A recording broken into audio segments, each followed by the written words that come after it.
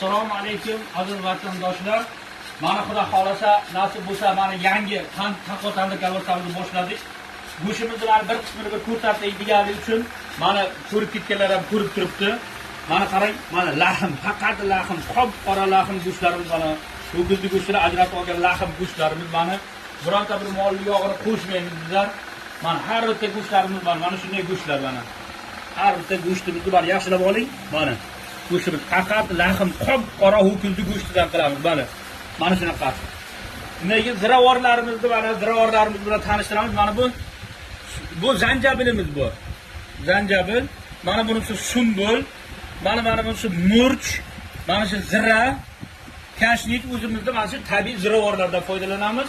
Hech qanday bizlar lishli aromatizator yo'q bu narsa qo'shmaymiz. Mana bu qo'ydi dumbasi mana. Mana sviji dumba. Biz sviji dumba qo'shamiz. Sviji dumbani o'zini bir yoqimli bir mazasi bo'ladi-da. Bu yaxlaganda sal uncha aro bo'lmaydi, lekin mana shuni sviji qo'shamiz. Bu juda ham bir mazali bo'lsin deb. Endi mazasini endi ta'riflashga til ojiz. Mana yeb ko'rganlar qat'iyan mana bilib turibdi. Mana shunday albatta bemalol murojaat qilaverishlaringiz mumkin. Buni biz misorobkadan chiqarib, mana shu qop-qora go'shtni misorobkadan chiqaramizda, undan keyin qo'ydi dumbasini misorobkadan chiqarib bo'lgandan keyin qo'ydi dumbasini to'g'rab solamiz. Alloh taolo hammani iymonni salomat qilsin, ro'zg'orlaringizda Alloh taolo qutli barakotlar yog'dirsin.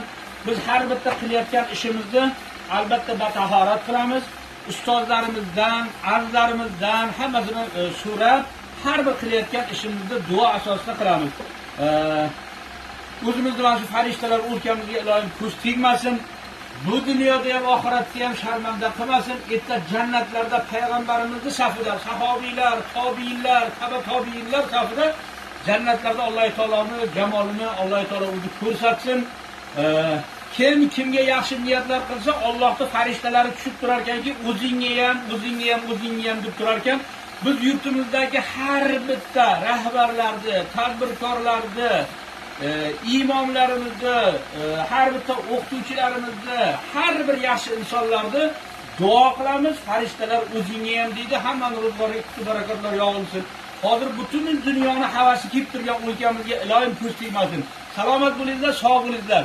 Raqamimni eslatib o'taman. 94lik 331 57 27 raqamiga murojaat qilaverasizlar.